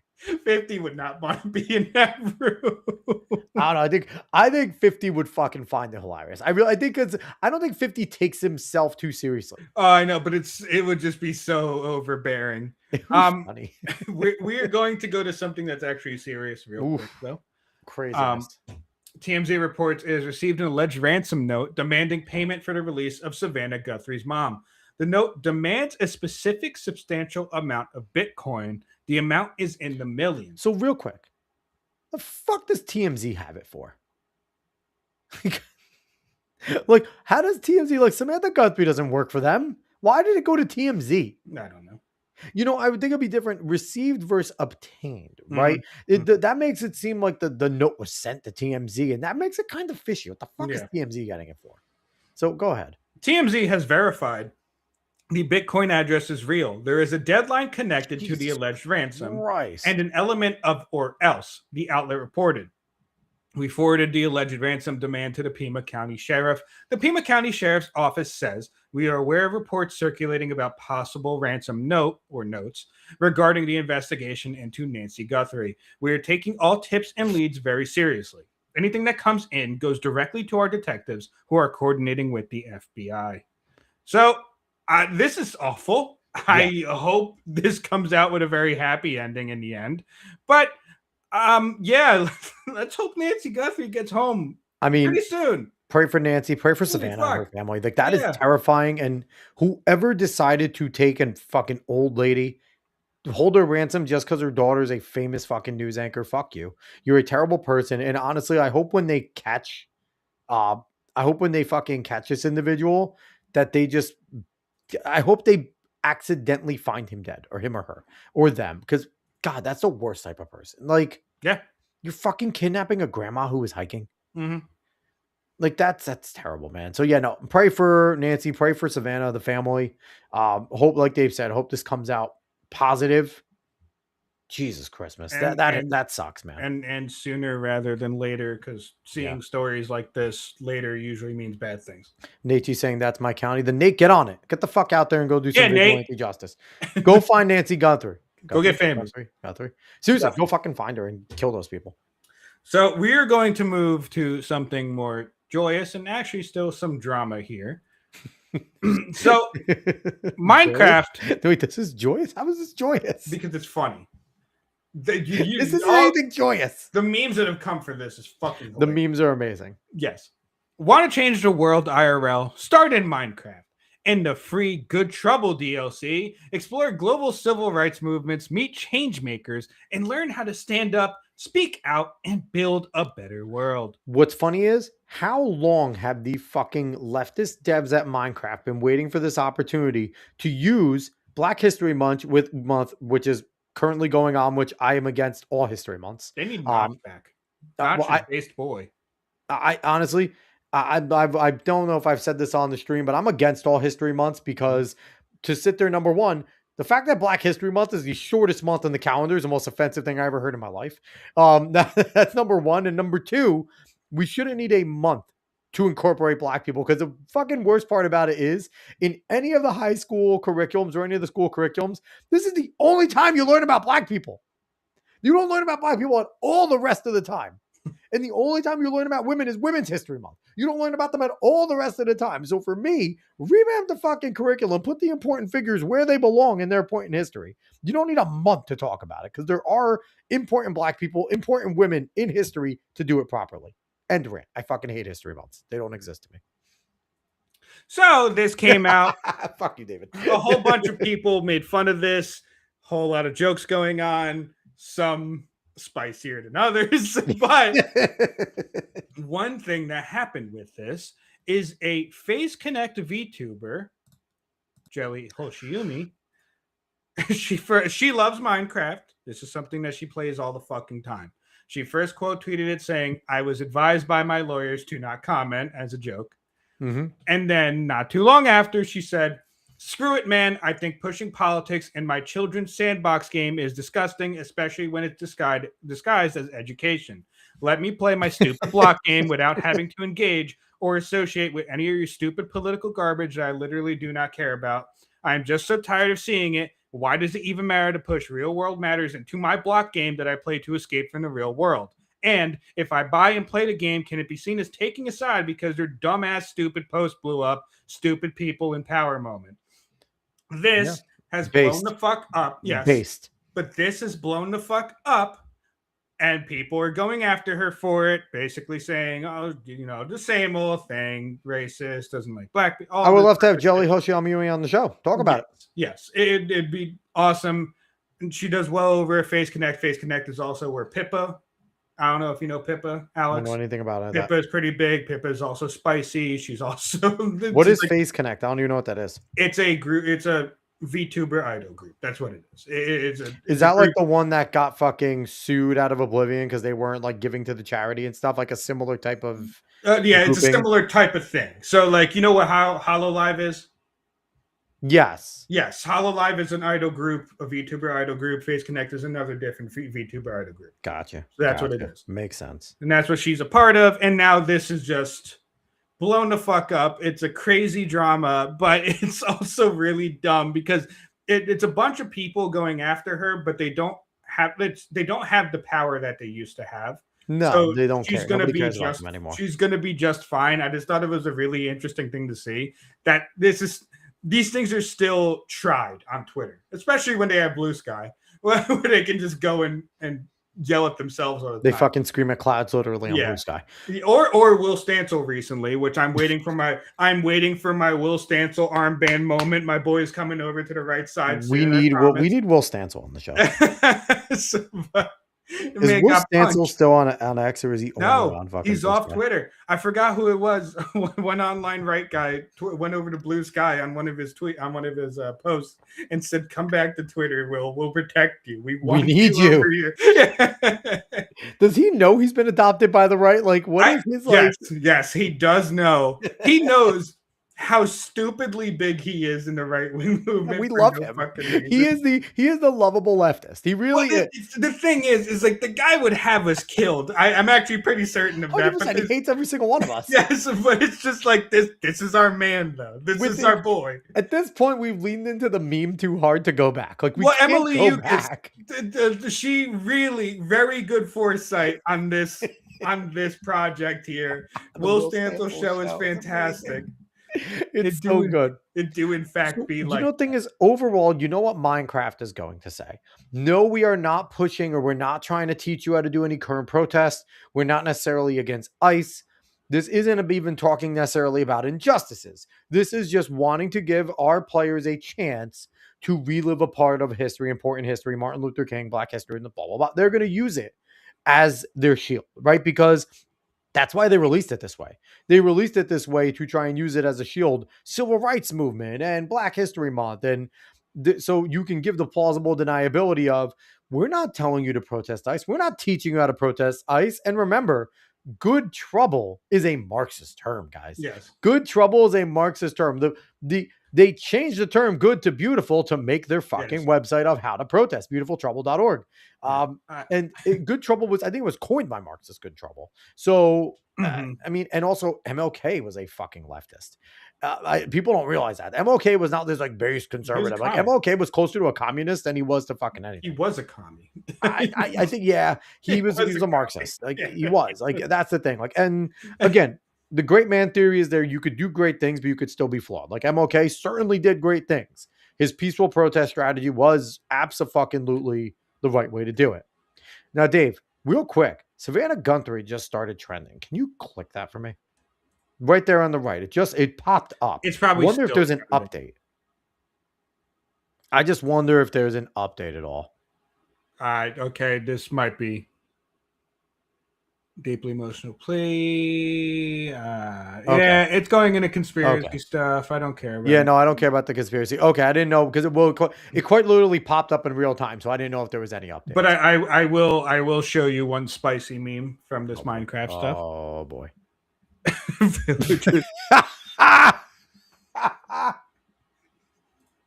That's fucking terrible. That is awful. The thing is, like, right now, too, with AI, you don't have to do much to make that. No. Oh, my God. Also, I found the one I was talking about earlier. I will not show it on the show. No, I'll show you after. Show me, send it to me in the private chat so I can watch it. I'll show you after. I'll show you after. Oh my God. But yeah, no, listen, that's the thing too. When you're going to do things like this, you got to know that it's going to be memed to oblivion, and it's going to be memed in the most inappropriate way. Like, yes. I can't imagine the fucking 4chan thread that has already spawned because of that. There's got to be a 4chan thread already spawned with the most inappropriate memes of all time. Which 4chan also had a very interesting thing come out because of the Epstein files and all that type of stuff. I didn't see that. So Jeffrey Epstein, I believe, met with the guy who ended up creating the board Poll. Yep. So, and it happened around the same time, but some people were trying to connect it as if basically he made it for Epstein as like a containment thing. It's not really what happened. It's honestly a lot of that came as a way. It almost seems like it came as a way to defend the fact that Reddit seemed more like a containment thing, because apparently Ghislaine Maxwell was huge on Reddit. Huge. Well, yeah, I'm not surprised. But the thing is, it's like the one thing that I think people need to keep their head wrapped around whenever they hear about Epstein meeting or talking to anyone, the guy was a billionaire playboy. To the fact that people would want to meet him at that point, especially pre getting, convicted, is not surprising. Well, yeah, okay? And I do think Moot was like really, really like happy and shit like that and ready to do whatever he wanted. I can't remember exactly what happened. I'd have to look at it, so I don't want to say things at a turn there. But we're going to move on to something that actually is kind of still breaking, I think. Oh, but boy. We're going to move on to the Elijah Schaffer situation. Now, I'm not going to show his original tweets. There's really no reason for them. He sent a tweet out that his wife and children were missing. He didn't know where they were. He thinks people are going after him, and then he deleted that. He also talked about his car and all that. Deleted that. Said he found his car. He was going on like some kind of weird mental break, putting these out, saying people were after him, saying the FBI was after him, deleting it, and he's finally come back, said he's sober and all that shit. So Milo is too, like, I wonder just how much of it was a lie, because even back when Elijah was on the Blaze, how many times did he talk about being clean? How many times did he brag about drugs? There's a lot of drugs, but being clean, not doing drugs anymore? I'm out of this California lifestyle. Blah blah blah. blah. The civil rights icon Milo. Hey, listen, Milo Yiannopoulos. Say what you want about him. And the thing is too, it's like it's weird because yes, Milo is sharing all this, but everyone's still fucking friends with Milo. Like, you could... Well, at least they're not enemies of Milo. You don't want to be Milo's enemy. Exactly. That is one thing people have discovered. Do not be his enemy. But go ahead, Dave. Milo says, I'm in touch with Elijah. I told him to get off the internet for a couple weeks and go to rehab, which is genuinely good advice. It's better for everyone to just rip the Band-Aid off, so I'll share you over the next few hours the info doing the rounds in private. Elijah Schaffer's Kinda, actually. Info doing the rounds in private, or at least what I've been able to confirm. So these are his text messages to Elijah. Now, you need to read them, but I hate the fact fucking Elon, work on a Zoom feature. Facebook, you can Zoom. I know. All these places you could Zoom. You fucking can't Zoom in. It's so annoying. Yeah. Even when you zoom in on like the I can't. I straight up it can't. just does a retarded thing. Yeah, I'll read it. Don't worry. So Milo, this is all Milo saying it, obviously. I've seen a dossier someone put together. Everything is coming out. My advice is to check yourself into a facility sooner rather than later. There may be a life for you after this, but it's going to depend on being totally honest about all the details and is going to require sympathy. As far as I can see, drug addiction is the only card you have left to play. If I were you, I would go out of my way to be generous and decent with the wife and kids. This cross-filing in other states for divorce is insultingly childish and stupid. Now, real quick, Milo's not someone who is, hasn't struggled with shit himself, right? Like Milo's been through shit. Milo's an addict. Milo's crazy. Been through shit. So it's like the advice coming from Milo too is, and there's this is like genuinely good advice. There's multiple sides of Milo, right? Yeah. Like you've seen, like there is the side of Milo who will go the fuck after you, but there's also the side that if Milo likes you, he will try to help you. Well, like the thing is, he is going to just plow Elijah in this thread, but like this is genuinely good advice. Like it just. I also think this is also Milo's way of just trying to get ahead of it, getting it all out, getting it done with. Like he said, ripping the Band-Aid off, get this done with. Elijah, go away for a while. When you come back, restart slightly offensive and just come back and just pretend like nothing happened. Or just go underground because that's what he used to do. Go build your rep up again. Coach Farrell coming in saying, "Howdy, gentlemen." Coach Farrell, you're in for you just came in for a fun ride. for quite a treat. Go ahead, Dave. Observers will be asking, haven't you put the poor bitch through enough? The investors don't matter. If they met you and still wrote you a check, that's on them. I'm sure it'll be a while before you are ready to start putting your life back together, but when you are, I will help you. I've been trying to signal to you for the past year or so to cut the bullshit and talk to me. I was hoping everybody could avoid this. Now, here's the thing. I can imagine, again, Milo is connected, right? So probably parties that all these conservative or right-leaning influencers go to probably saw Elijah doing a lot of dumb shit. And or things that he was doing with Milo, you know what I mean? Like, because they're all like, we've heard some crazy shit goes on at these fucking Puritan conservative convention shit. All right, keep going. So he said, you may wish to be offline for the next week or two. Elijah shoots back. What do you mean cease and desisting people right now? But I got my car back, so that's good. Milo says, are you stupid? Elijah then replies, what do you mean? Wait, just seeing the top of this. Hey, man, I'm going through some tough things. Can you help me here? What dossier? Shot you a call. Milo then goes on. Your tweets have been so erratic and insane that people are asking if you killed your family. Jesus. There is a dossier, and people were saying that on Twitter because he said he also lost his gun, as long as not knowing where his family was. So that's people were making that, giving that speculation up when they were tweeting about it. There is a dossier being circulated that reveals all the details about Rift's collapse, your drinking substance abuse, the affair with Sarah Stock, treatment of your wife, sexual habits and perversions, alleged prostitution, your wife filing for divorce, and then you filing back in a different state so you can make out that you dumped her. Jesus Christ. It is safe to assume that everything about your life is about to hit the internet. Start again at the beginning of my text now that you know this. You won't take it, but my very strong advice is that you get off the internet for 2 weeks and check into rehab. Now, granted, again, coming back to Milo kind of did this. Milo did go away for a bit and reset and then came back not gay. But still, he did. But the thing is, he's giving advice that he did. Milo disappeared for a few months. Milo just kind of... Because Milo had the whole thing where he's basically said it's okay for an underage guy to have sex with an older guy. Yep. Because that's what he experienced. Because that's what a lot of gay men experience. But I won't go on that. So he went away for a while and then he came back. And here's the thing. He owns it all. He's like, yep, I said it. It was fucking stupid then. Yep. And the thing is, he came back and found Christ. That's what he says, which is why he's like, I'm not gay. I just don't have gay sex. I resist those urges. Like, that's his whole thing. You won't take it, but my very strong advice is get off the internet for 2 weeks and check into rehab and be very, very fucking nice to your wife. Whether or not you have a professional future at all depends on it. Nobody believes this horse shit you're posting about your car either. You got away with being a maniac for a while, but the bill is now due. You are a very poor liar. It is not your forte. You should find another profession, one in which you only need the truth. Again, great advice. And this is to Sarah.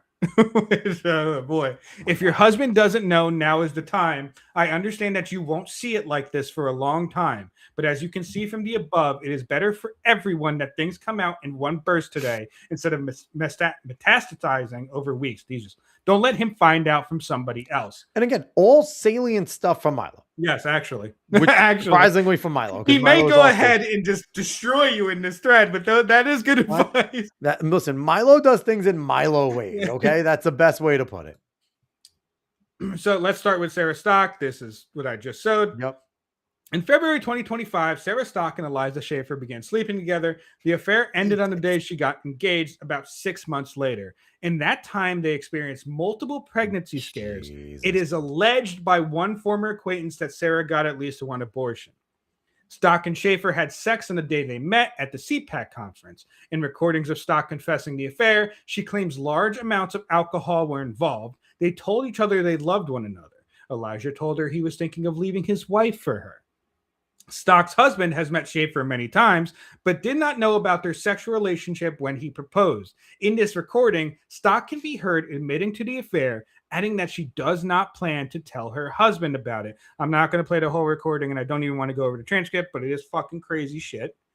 If you are a lot of graphic shit in the transcript, well, it's just weird things. It's just about affairs, about him. Apparently, so Elijah may be on drugs or whatever. He met some of Sarah's friends and he kissed them on the cheek. And also when he met Sarah's husband, he like kissed him on the temple or something like that, like some kind of weird European fucking aristocrat. It's very weird shit. I mean, going Schaefer on. is weird, so but this is also why while he is plowing his girlfriend at the same time. Yeah. So Stock alleges that Schaefer got me like very intoxicated and that she does not remember all the events of the evening.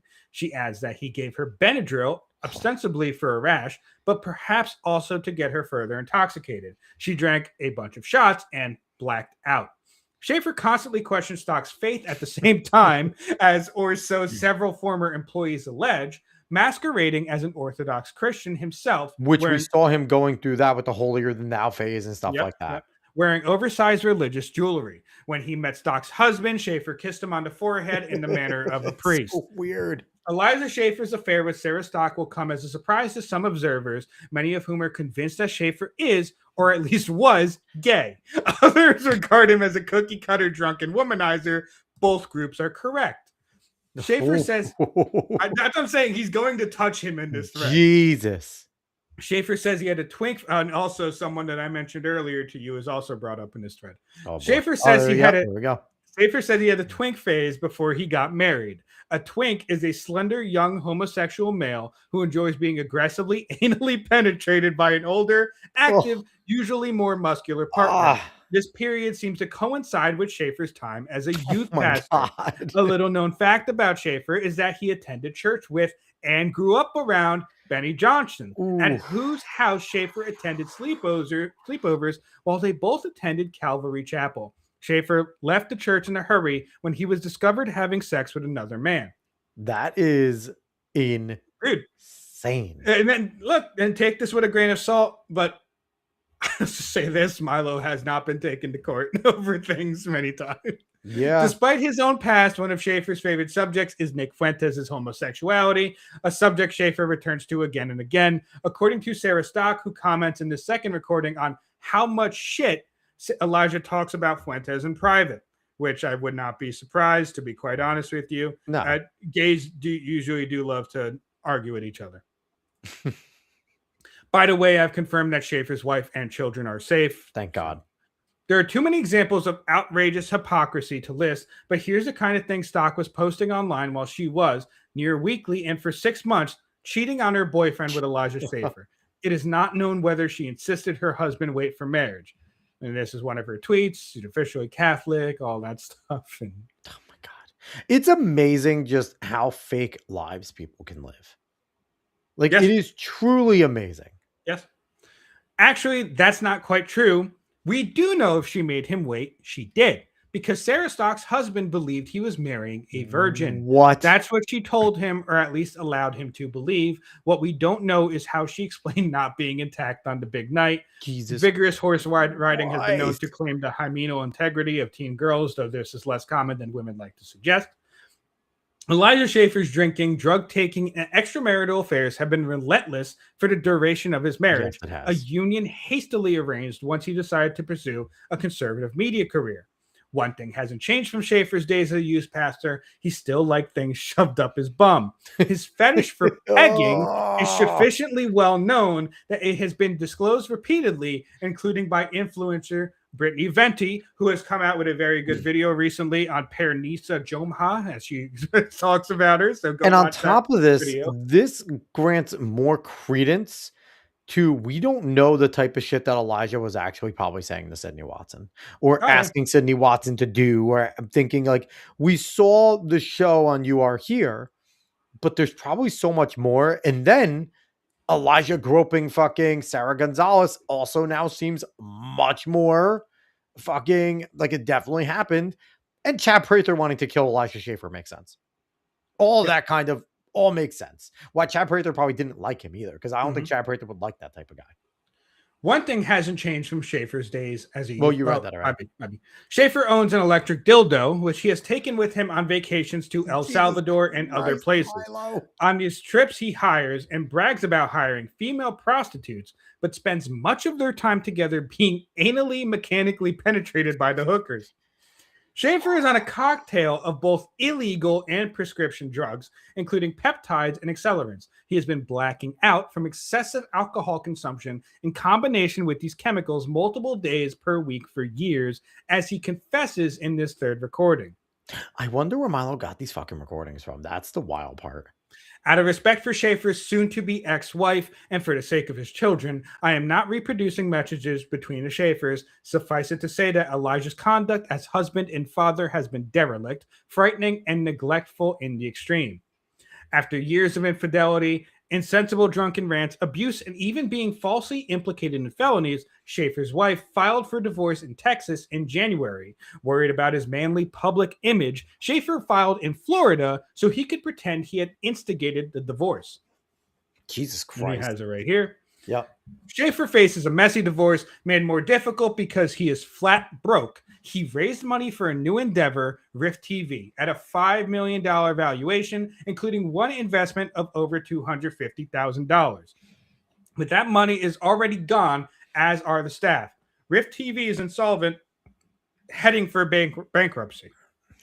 As I write to you, dozens of stories about his private modus operandi are flooding in. They are all the same: aggressive sexual assault, profligate spending, vast quantities of drugs and alcohol, and at the end of the night, a foreign object in Elijah Schaefer's rectal canal. Keeps on going back to that. I won't go over this story, but it is similar. It's from what I read, it seems similar to what. Who's that Hernandez from? Does it say who's it from? Say who it does not say. Okay. Later today, I'll share what it was like to work for Rift TV and the vindictive ways Schaefer retaliated against those who either tried to help him or who spoke out about the workplace he made them endure. Oh, and that BMW, he left it unlocked with the keys inside. More soon. So, wow. That is what we have so far from, from Milo. And then look, you see actual Justice Warrior covering it over there. If you want Whirlwind.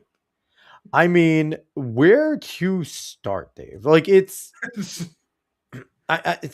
so. Well, we could start here.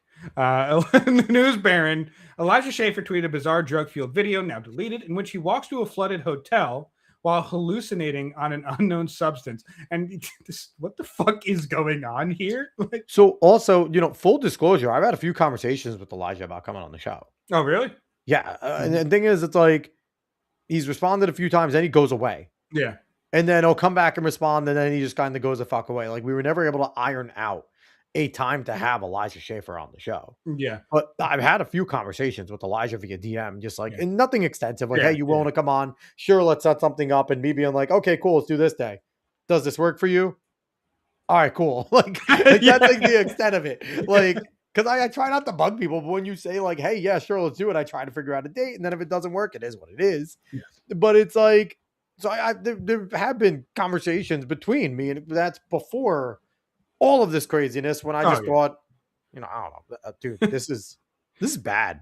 Worski tweets out with this video, Elijah Schaefer is losing it. Apparently his wife and kid left him and now he got stuck in the back rooms, which is fucking hilarious. Also, we have here, if you know anything about JF Garepi, you know how ironic this tweet is. Poor Elijah, does he have the brains to get away with it, or is this a real kidnapping and he's being truthful? Bugman Hagel saying, glad to see the real expert on disappearing wives has weighed in. Yes. Which is very true. The potato masher has weighed in. It's unfortunate. Oh my God. And I will say this, I did see Pearl kind of gloating and even showing off that fucking conservative women are all in like a single group chat. Did you also see that Pearl challenged fucking Anna Kasparian around 2? I mean, if I'm Anna, I'm just saying there was no round 1. If I'm Anna, I'm just saying I accept because it's the easiest check ever. Did you hear one of Pearl's excuses? No. She read too much. And she couldn't process all the information she read. She was too prepared for the debate. I don't know why she would do that. Just do response videos. Just do response videos. It or still have makes Anna money. on your show where you're much more comfortable. Well, the thing is, like, Sarah Stock is obviously getting destroyed, rightfully so, right now. But Sarah Stock destroyed her on her show.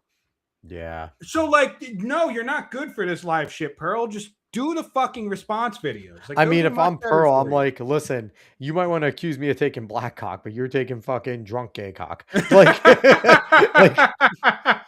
like I'm sorry, at least my dudes are straight. but Pearl did put out Nature saying, where's Mama JF? Mama JF. Mama JF was a sweetheart. The fact that the potato is actually it's a very fucked up story, the JF Garepi story. The fact that the man's still walking around is crazy. Should be in jail. But Pearl investigated. But Pearl did share. He's been more investigated harder a whole bunch of times. But Pearl did share like the group chats out a little bit, basically saying that Sarah left after like a certain amount of things, and it's funny because you see Rebecca Wilson in there. You see, I think it was Isabella Moody. You see all the conservative women have like group chats and shit. They're like all that, which is not surprising, but it's just like I'm pretty sure even when the whole e-girl conservative drama happened last year, they probably also had the fucking group chat going. But here's the thing too. I wouldn't be surprised if that group chat was, okay, I'm going to say this. Oh, that's great. Go ahead. No, now I'm going to say this. No, oh, I think they were, no, I think they actually just are going after each other. I don't know. I think these bitches think about what it's going to look like more than anything, honestly. Maybe, but I'm not certain on that one.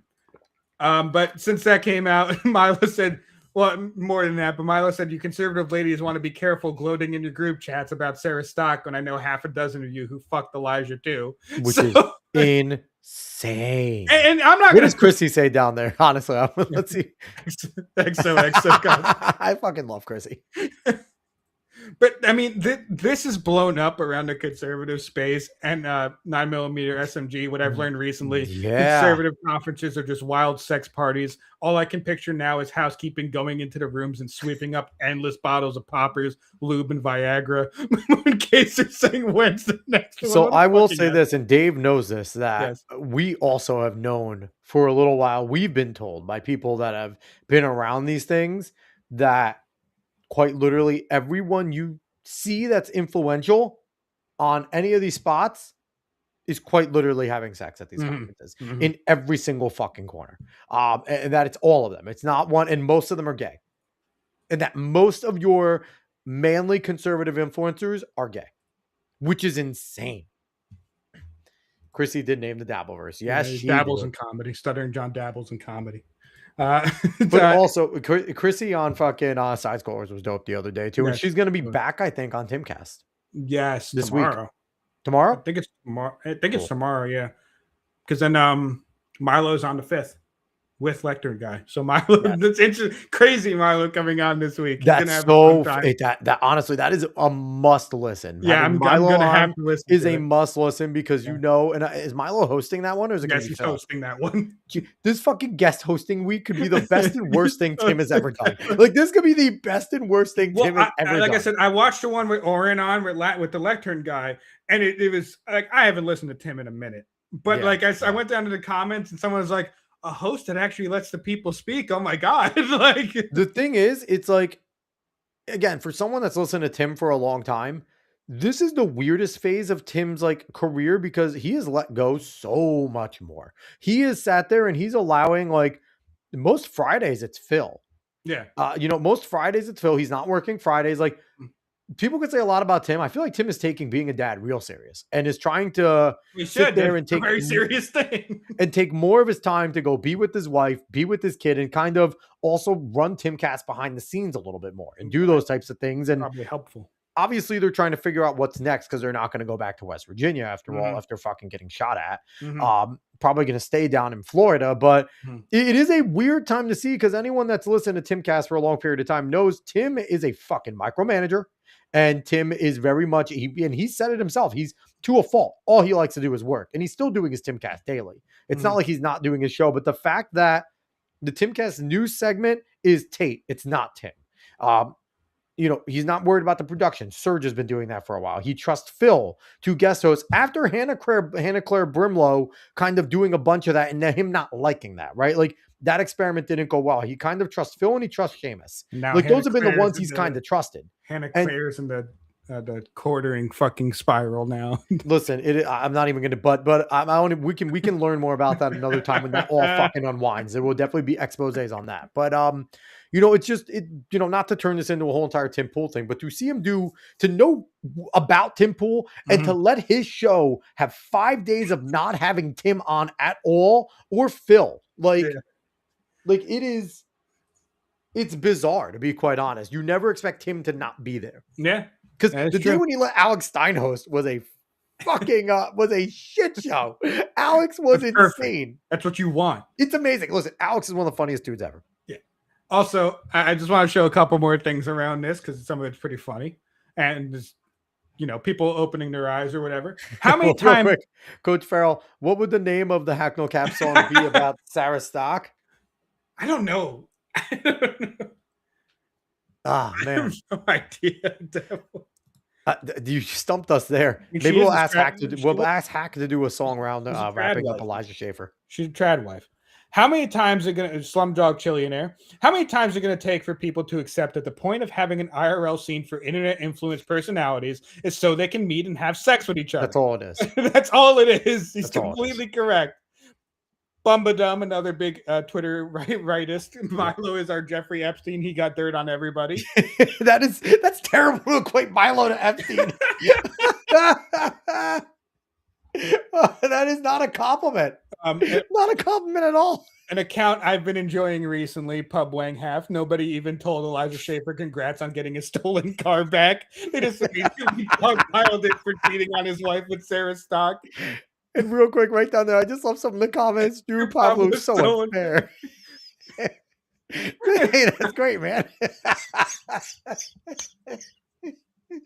Honestly, it's like live and die by the internet, right? Like if we keep doing this long enough, Dave, even though we have a small following, if we fuck up, we will eventually get famous because of that. Oh my God. But I mean, you can't feel bad for him. No. You feel bad for the state that he's in, right? Like spiraling in drugs, drinking, having obviously addiction issues it's a disease. He's going through a disease. He needs to get himself help. The dude fucked up his own life. And to really think about the last 6 years of Elijah Schaefer, he had the world by the balls. He really did. You Are Here was massive. He had the backing of Glenn Beck and All the Blaze to be that edgy conservative show. Since You Are Here went away, and he was still doing Slightly Offensive as well. And the Blaze was hosting Slightly Offensive at that time. So he had a lot, especially he was still on the ground a little bit. He did all of his on the ground stuff. That's where he got big. But man, fuck, like the dude's life past 6 years has been a downward spiral. Oh Jesus, what is this? Oh yes, this is what you told me about. Well, no, this is another thing. I told my Down syndrome brother Eric about Elijah Schaefer and Sarah Stock having an affair, and he immediately started laughing and convulsing. He barely was able to ask that gay ass that was in our DMs a month ago.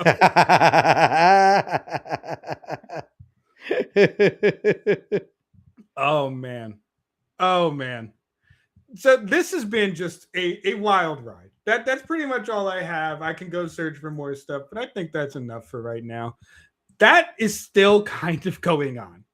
All of that's still kind of going on, and it's wild to watch happen.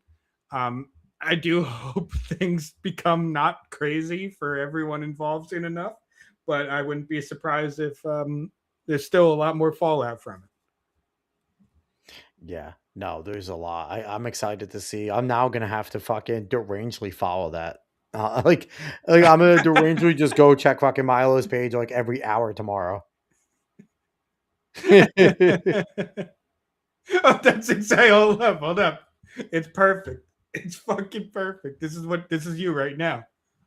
Oh, absolutely. I will be on that. 100%. I am gonna be fucking following everything Milo. I'm waiting on bated breath. And honestly, like you said, this is the best possible timing for Elijah Schaefer's life to be crumbling down because that Timcast episode is now.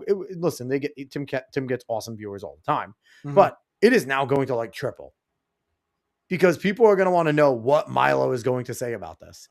And the thing is, too, like, if Milo comes out and is like, all right, the conservative bitches that pissed me off, the girls go off, I am going to name every single one that had sex with Elijah Schaefer on this show. Like, that can happen. Could you imagine Tim and him texting right now where Tim is like, please, Milo, please, don't ruin my show. Don't get my show taken off of YouTube. Holy shit. Like, man, that could be crazy. Like, I mean, I think Milo genuinely likes Tim, so I don't think he's going to do anything to get Tim knocked off. Because Tim is one of the rare people on the right that never abandoned Milo. Yeah. That always was just like, hey, we could disagree, but Milo's fine. Like, he says what he wants. He's who he is. I'm not going to, like, stop being friends with the guy because you may not like him. Like, Tim's always been that way. So, I mean, fuck, man. All right, what else? We got anything else? That's pretty much it. Like I said, I'm seeing more stuff right now, but it's this show would go on forever if we kept doing it. And I feel like that Milo thread was good. Couple reactions were good. We don't need that much more. I mean, it's crazy, man. Especially just the way I feel bad for Kez and his daughter, man. Yes. That's who I feel bad for. I feel bad for Kez. I feel bad for his daughter. I've never again, I used to watch a little bit of Elijah. I would catch slightly offensive every once in a while. And for a little bit, Kez was on. And she seemed like a sweet woman. Like Kez just seemed like a nice girl. But what are you going to say? Like, she probably knew Elijah had problems when she was with him. And it's kind of like one of those things, like people can always continue to have problems. Like, even if they change momentarily, going back to that is never a good thing. Feminists want to be sexually dominated. Brown girl raised communist date white guys. Trad cats are sexually deviant addicts. Always this way. You can only trust accounts that present as hateful retards. Yeah, basically. Trad cats. I like that they're calling them trad cats. Fucking trad cats. That's amazing. You can only trust Howling Mutant. Like, that's the only person you can trust. I mean, we happen to be fucking debaucherously terrible people, so I think we fit into that mold. Oh, okay. I think that's about it. I don't know much more. We can do. Whatever Dave's on the show, this is the type of show we get, man. Oh, 100%. 100%. Whenever Dave's here, he always brings the good stuff. So, in other good news, tomorrow, Olivia Dasovic will be coming on the show. I am excited for that. We've had her husband Brett on the show, Pop Culture Crisis, and I didn't know Olivia was a content creator. I saw her put something out, and I was like, "Yo, I want Olivia to come on and talk to Brett, talk to Olivia, set this up." And I'm excited to have her on tomorrow. You won't be here, right, Dave? You will be working. I will be working, so you will be tuning in. But no, everyone look forward to me talking to Olivia. I'm excited about that. I think we have our first real person from Kick. Hey, Espro 16. Good day, guys. How's things going? Things are going well. Things are going. I mean, if you go back a little bit, Espro, you'll see things might not be going well for some other people, but going well for us. Seen better days, but no, it's exciting to see. Honestly, it's funny because I'm always like, sketchy of anything on Kick, because Kick is always like those random like get followers posters. But no, I'm excited to see a real person. Good, just got off work. Listen, it's a hard day work, man. But I got off work a few hours ago, and here we are doing more work. Oh no! But outside of that, Dave, what are you doing here? 2025, I graduated college early, grew a modest social media following, converted to Catholicism, and got engaged to my dream man. Probably the most transformative year of my life. Excited to see what next year brings. Now that you know about transformative years of her life. Brittany Venti just says brutal. You know what? Justice continuing for Brittany Venti, because she was fucking wrongfully taken off of X for a long time. And Brittany got herself in some hot water as well. Brittany went after the VTubers, and that got her in some bad spots. Listen, just leave the and VTubers not only just alone. that, not only leave the just VTubers that. There's alone. a couple other things, but she's come back. She's doing very well now. Asbro, where are we in the world? I'm in New York. Dave is in West Virginia. We're in the United States. The good old USA, baby. But outside of that, I don't think we got anything else, right, Dave? No, not really. I'm just looking at more of this shit now. Like you said, we can go on all night, and maybe we'll come back with a little bit more stuff and things like that. Hey, bro, where are you from around the world? I see you saying USA. Hey. Where are you from? But overall, before we'll wait for AS Bro's response, and then we'll get out of here because we've been hanging around. And as always, continuing to update. But Dave, what you got? Someone said I'm a little surprised Eliza Schaefer cheating on his wife with a woman. Hey, Queensland, Australia. Hey, we got an Aussie. What's up, man? Shit. Love that. We appreciate that. Oh man. But as always, just giving the update. Still working on getting a new channel in order.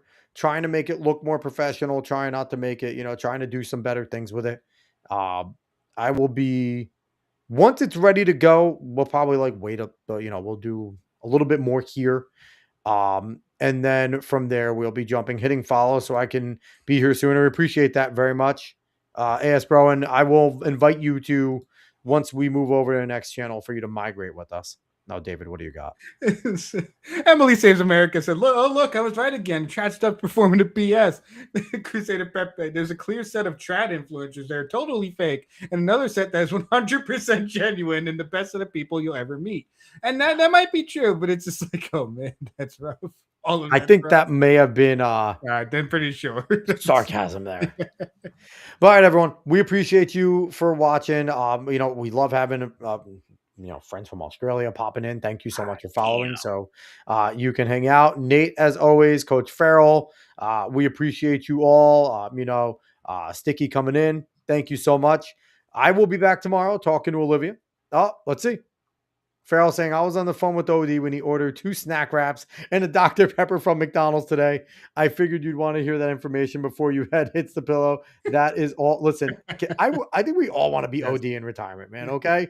2 snack wraps and a Dr. Pepper. That is living the life.